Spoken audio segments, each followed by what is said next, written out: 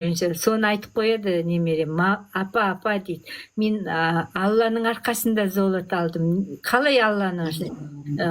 Алла маған күш берді ғой дейді ғой. Мен қатты переживать еттім, мен потому что көп сөйлеспейтін немерем менімен күнде сөйлесіп кетті. Соны ойладым, бір нәрсеге уайымдап жүр ғой деп. Сен уайымдама, жеңбесеңде де сен бірінші рет бара жатсың. Просто қатысқаның өзі қаншалық ілініп. 22 мемлекеттен жарыс болыпты Сеулде.